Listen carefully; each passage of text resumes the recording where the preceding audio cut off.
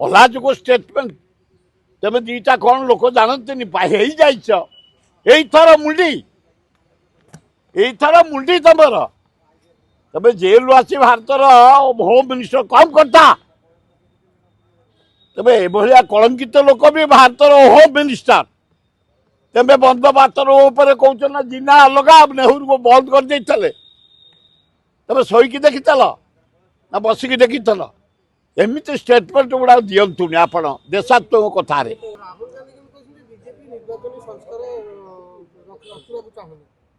मुझे कथा कहीपर राहुल गांधी जदि राहुल गांधी कहे सुरतरा नाक दह धरबी कान दह धरबी कारण मो लीडर से सुप्रीम बोर्ड से जहाँ देवे निर्देश से करूँ सी जहाँ कहते से करूँ आम किसी असुविधा ना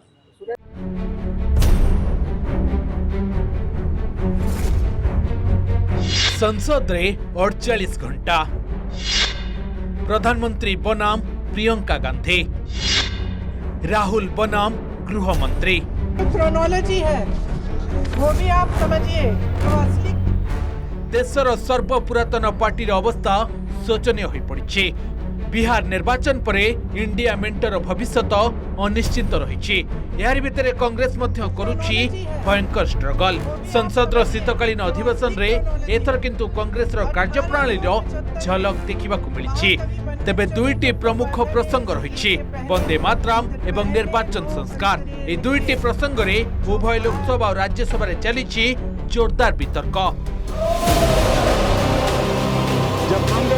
विरोधी तथ्य प्रमाण से सरकार को घेरुवा बेले शासक दल भी विरोधी विशेषकर कांग्रेस को करुछंती घन घन आक्रमण यार भितर चर्चा रही राहुल और प्रियंका संबोधन ता सांग को प्रधानमंत्री और गृहमंत्री आग्रेसिव अटैक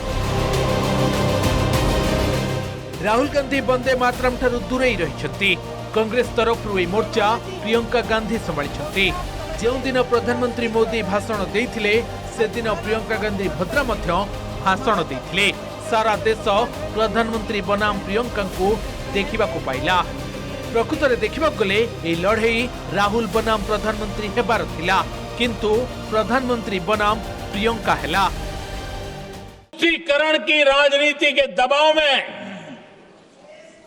कांग्रेस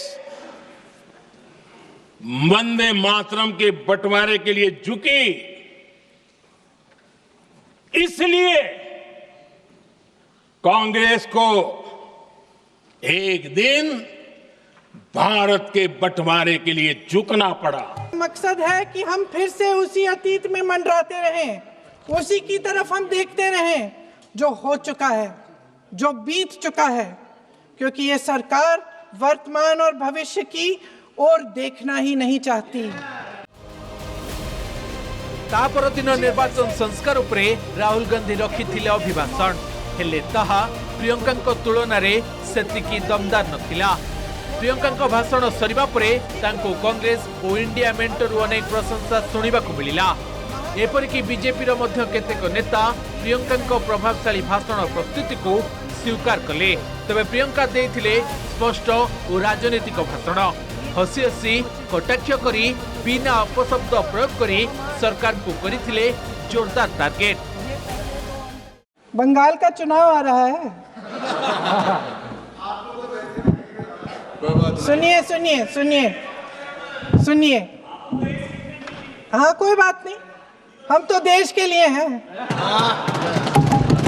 हम देश के लिए हैं आप चुनाव के लिए हम देश के लिए हैं। जेतेबेले प्रधानमंत्री भाषण देउथले सेतेबेले गृह रे न थाई प्रस्तुति रे लागि पड़िथिले प्रियंका सेथिपई तांको भाषण प्रधानमंत्री को भाषण को जबरदस्त खंडन करिथिला सफल रणनीति खोजिबारे कड़ा संघर्ष करुथुवा कांग्रेस नेतांक पई प्रियंका शब्द आशार किरण साजिथिला प्रश्न उठुछि जे वर्तमान राजनीतिक स्थिति अनुଯାयी प्रियंका से भली भाषण देबा पई बाध्य होइथिले कि ता परदिन निर्वाचन संस्कार को नहीं भाषण देथिले राहुल गांधी किंतु भोट चोरी उपरे प्रेस कॉन्फ्रेंस करी राहुल जेमिति दम देखाइथिले लोकसभा भाषण रे ता गायब रहिथिला जेतेबेले से भाषण देले सेतेबेले प्रधानमंत्री उपस्थित नथिले। भाषण किछि समय पूर्वरु राहुल पहुंचीथिले एवं भाषण सरिबा परे तुरंत पळाई जाइथिले। यह कांग्रेस सदस्यंकु निराश करिथिला। समस्ते भाबुथिले राहुल एक विस्फोरक भाषण देबे, ताहा किंतु हेला नाही। अन्यपटे राहुल को भाषणर खंडन प्रधानमंत्री बदल में गृहमंत्री अमित शाह कले। भोट चोरी को नहीं कड़ा काउंटर कले शाह। एथुरु जना पड़ुछि जे प्रधानमंत्री कार्यभार निजर वरिष्ठ नेता को दैछन्ति। You see, as I said, everything has emerged from the vote. All the institutions have emerged from the vote. So it's obvious that the RSS has to capture all the institutions that have emerged from the vote. I'd like to conclude by saying that the biggest anti-national act you can do is vote chori. Rahul Gandhi ji ने 5 नवंबर 2025 को एक press conference में परमाणु बम फोड़ा।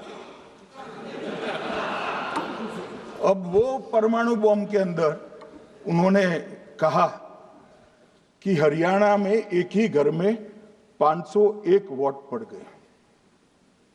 चुनाव आयोग ने इतनी स्पष्टता करी कि हाउस नंबर 265 कोई छोटा मकान नहीं है और 1 एकड़ का पुश्तैनी प्लॉट में अनेक परिवार बस रहे। जब हरियाणा में कांग्रेस की सरकार चुनी गई तब से ये नंबर इसी तरह से चल रहा है। ये ना कोई फर्जी घर है ना फर्जी वोटर है। कांग्रेस नेता क्षमता समीकरण को नहीं स्पष्टतार प्रतीक्षा करछन्ति। किंतु 48 घंटा मध्य गोटे कथा स्पष्ट होईगला जे प्रधानमंत्री बनाम प्रियंका गांधी एवं राहुल गांधी बनाम अमित शाह। राहुल गांधी जड़े क्रोधित और दुर्बल नेता भावे प्रतिफलित हेले। अन्यपटे किंतु प्रियंका कांग्रेस भितर जड़े मजबूत दाबीदार भावे सामना को आसिले।